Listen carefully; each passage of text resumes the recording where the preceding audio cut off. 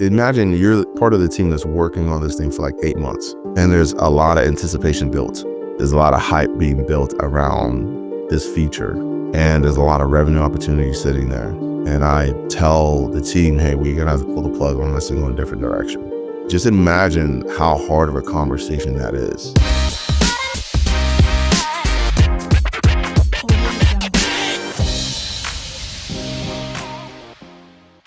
Welcome back to another episode of Founder Fires, the realest podcast on the market. Now, today we're going to be diving into something that's going to be pretty hard for me to share. It'll be very personal. It came off a conversation that I had with a few people at an event that I attended called SalesCon. It was awesome. But this was about some of the hardest decisions that I've had to make as a founder, as an entrepreneur, that really caused me to lose a lot of sleep.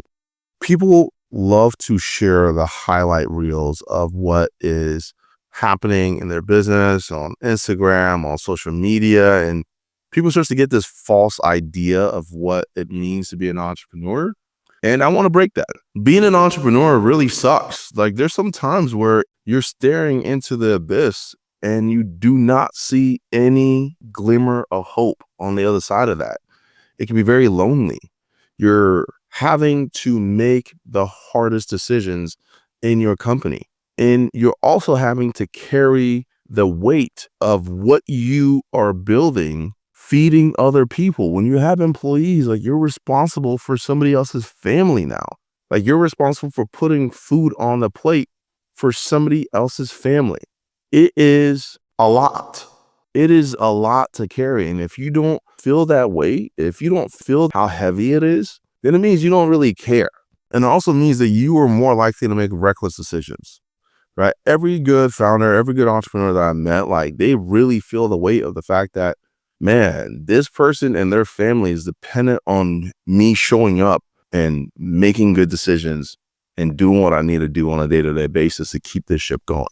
In the early days of Charlie AI, resources were really tight, very, very tight.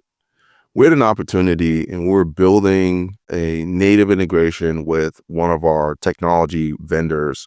And we put a lot of time into, like, I spent like 8 months developing with our team to get this integration done. There's about $420,000 of revenue, annual recurring revenue, sitting for us, waiting for us to get this thing done. There'd been some hype built around us getting this technology to market and ready to go, and getting this feature ready to go inside of our tech stack. And I'm looking at our payroll and I'm like, man, we need to get this thing done. We need to get this thing done. We need to get this thing done because we're burning more money than we can afford to burn. And so as we're getting close to like launch date for this product and launching this vendor integration and being able to offer this feature to our users, I discovered something I wasn't supposed to discover, and pretty much found out that they were pretty unethical in how they were dealing and utilizing data on the back end. And I had to make a hard decision. If I pull the plug on this project, that means that $420,000 in revenue gone, which means that 5 people on our team had to go because we could not afford the burn. We would have been bankrupt and out of business in about 60 days time if I didn't make the decisions that I had to make.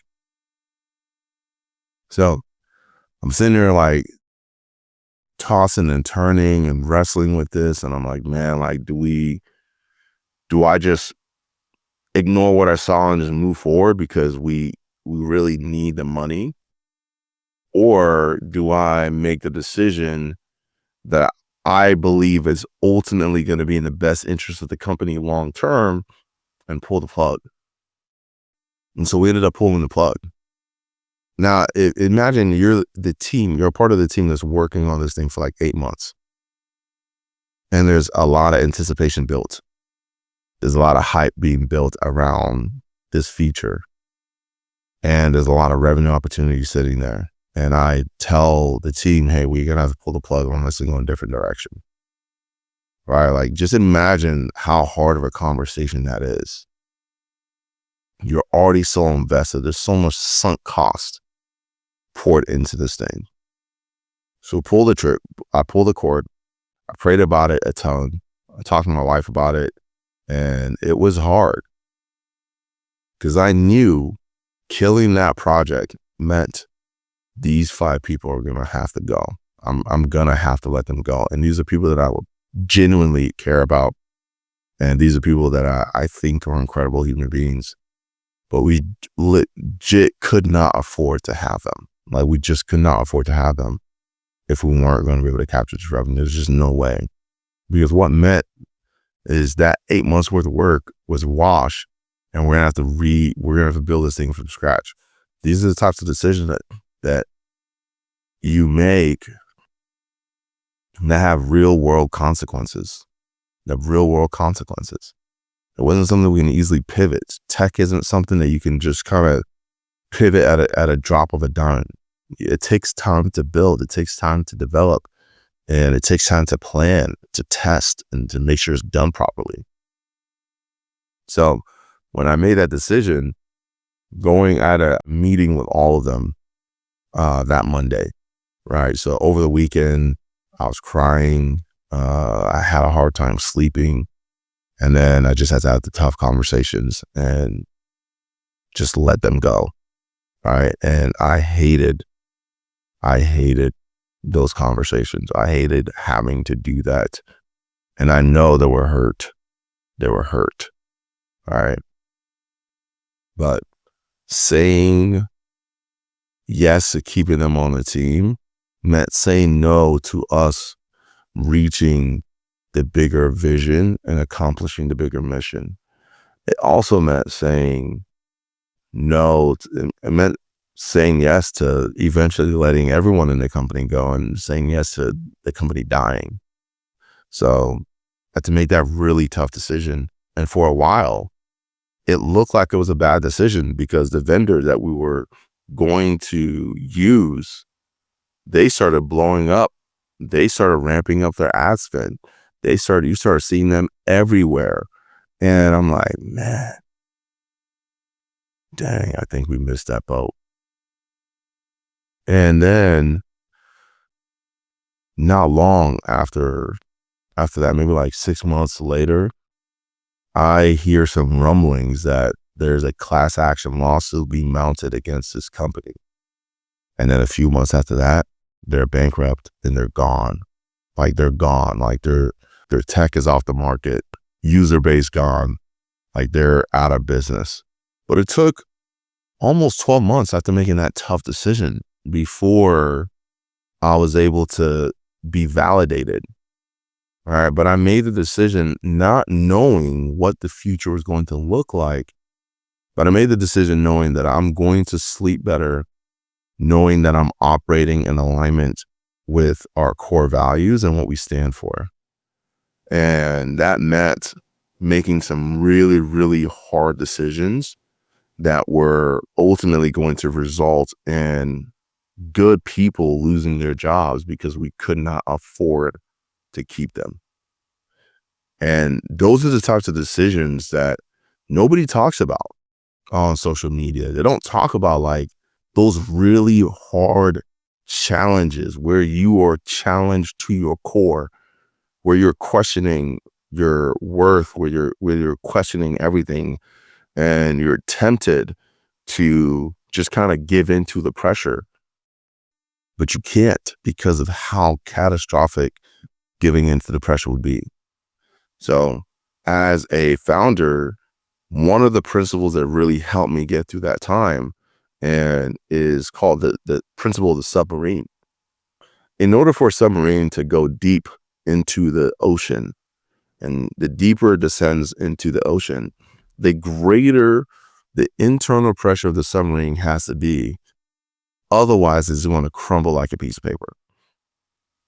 So if you want to build something big, you want to build something that's going to last, you have big vision, you got to be willing to go deep.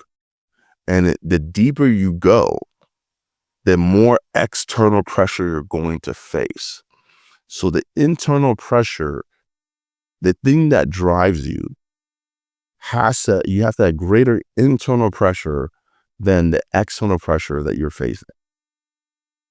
And that internal pressure is, who do you believe? What do you believe about yourself to be true?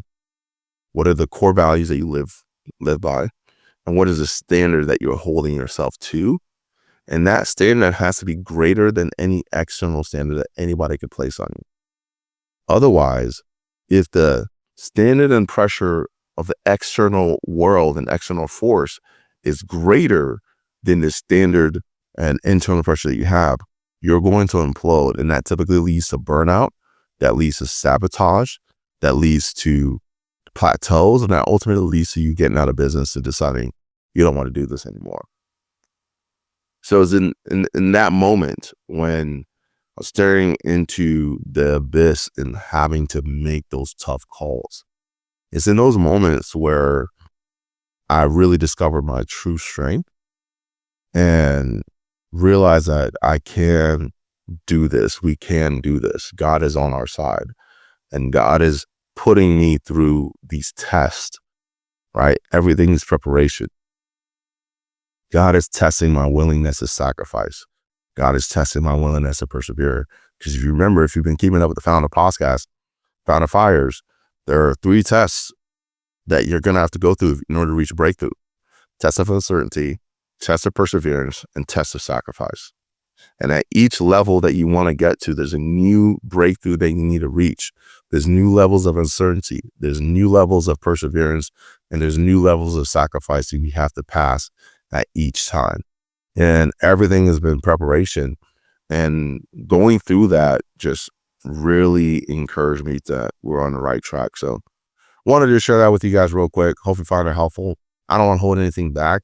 We're on a journey to build a product that is going to change a lot of businesses' lives and how sales teams are being ran and how sales teams are being built.